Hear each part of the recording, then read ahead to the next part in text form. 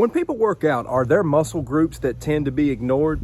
Well, yeah, there is. In reality, there are muscle groups that get ignored in certain people's fitness journey.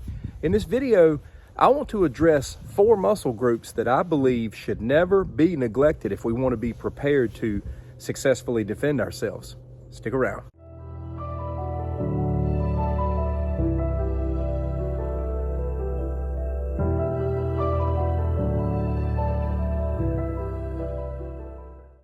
Right off the bat, I want to say that I'm not putting emphasis on one muscle group over the other because I believe we need to train our whole body. But the truth is, there are muscle groups that are often neglected, and I want to address those groups in this video. And one of the biggest reasons why these areas are neglected is because they're the toughest to train sometimes. Being strong and menacing is not always just about having big shoulders, big chest, and big arms, because I know guys walking around out here who never train their legs.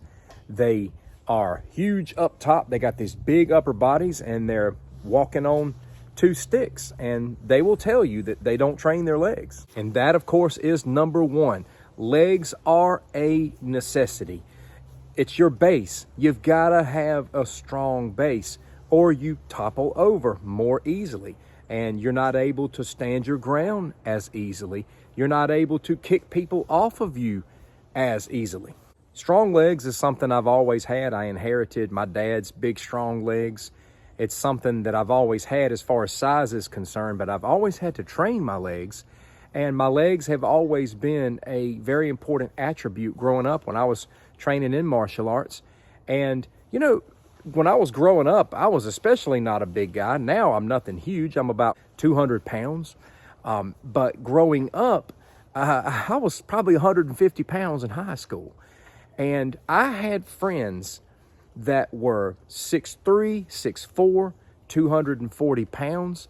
And I would wrestle them and I would dominate them because there was one guy in particular who had this big towering upper body, but he had no legs and he had no leg strength. So you'd never build a house on a weak foundation, and you shouldn't build your body on a weak foundation. So make sure you're training those legs. Maybe you don't have a gym membership. Here's an exercise you can do every day. You can stand right in your living room and just start doing squats, just like this. Go all the way down and back up. Do it until those legs start to burn. And then when you're able to, start incorporating weight. Maybe you have some dumbbells at home. You can hold the dumbbell, squat with the dumbbell, but get those squats in and build those legs. You also want to train those calves, and you want to do leg raises as well. This exercise is one of my favorites because so often in real life you're clashing with another opponent. You need that strong base to possibly stuff a takedown. You need a good base. And when you're in the gym, don't skip leg day. Don't just build your chest and arms and shoulders because that's the most visible. Build those columns. The next thing I want to talk about is wrist and hands. We could just say hands if we wanted to because the wrist is part of the hand. There's a lot of people who have muscular arms, muscular frames, but brittle hands, brittle wrist, because there's a certain amount of training that goes into building the muscles in your hands, building the muscles in your wrist so that you have strong stabilizers and the ability to grip tighter. In a real life defensive situation, you're striking, you're clashing with closed and open hands.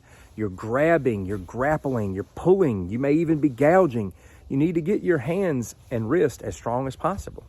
Just get you some hand grips. You're sitting around watching your favorite television show or whatever it is you're doing. Just get in there and get those reps in. Grip it until that forearm starts to burn, because these will also give size and strength to your forearms. I'll show you. I got these forearms doing hand grips over time. Another really great exercise is wrist curls.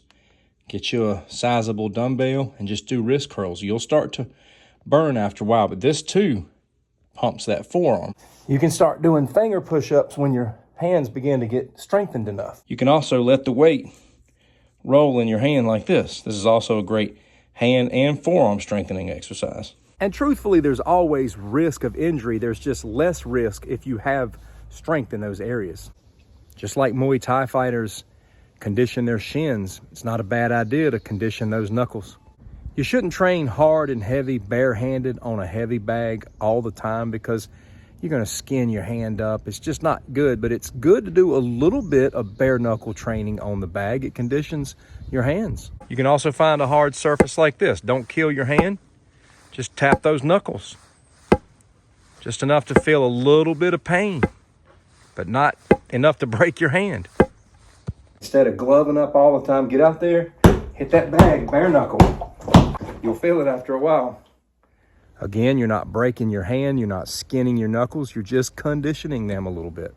You got a lot of limp-wristed, weak-handed folks out there trying to strike people, and they are so much more susceptible to injury because their hands don't have good stabilizers. Their wrists are not stable. If you plan to use your hands, your tools can't be weak. That's all I gotta say.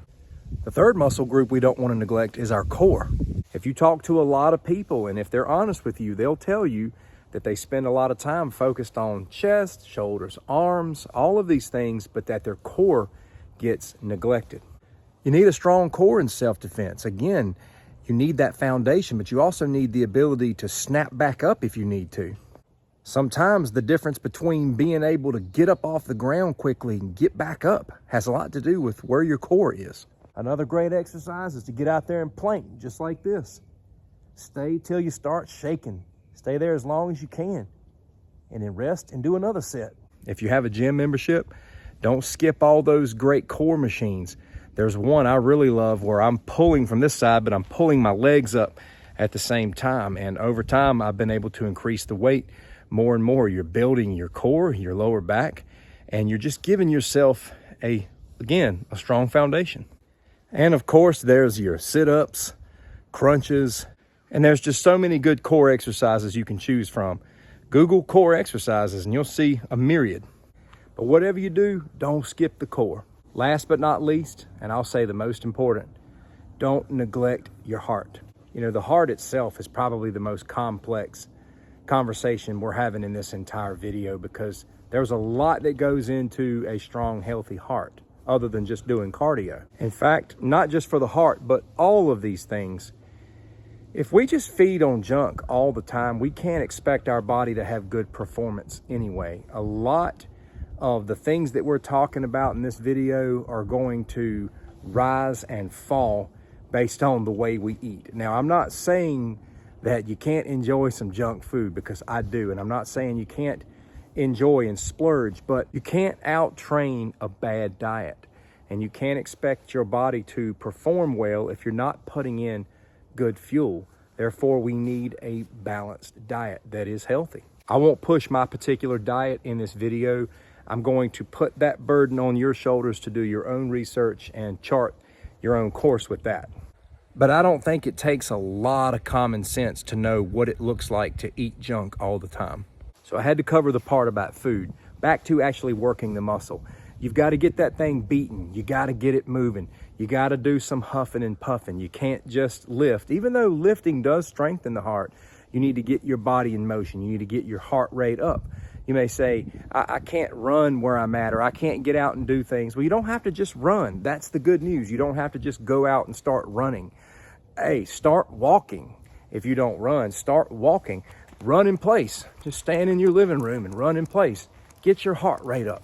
Do some jumping jacks. There's a lot of things you can do to get your heart rate up, but you need a strong heart, because if you're in a situation that requires some effort and you're in that battle for a few minutes, you need some cardio. You don't need to tire out so easily, because most people tire out within like 30 seconds if they're going in full mode. So you've got to be able to withstand the battle, and you've got to have the cardio to do it. There is nothing more physical than having to fight. There's nothing. It will tire you out more than anything, and there's no shape like fighting shape. Now, I'm not saying that you got to go out and match the level of a MMA fighter, but being able to protect yourself is important. There needs to be a measure of cardio in your life, because if you're ever in that situation, you're going to need it. So friends, continue training that chest, those arms and shoulders and back, but don't neglect these muscle groups that I've talked about in this video. A lot of people, if they're honest, will admit to you that they do. And the groups that we talked about in this video provide us foundation, endurance, and stability, and we got to have it. So let me end with a question. Have you struggled with these things in the past? Are you struggling with them right now? I'd love to hear from you in the comments and help any way I can to encourage you. Thanks so much for watching. Take care.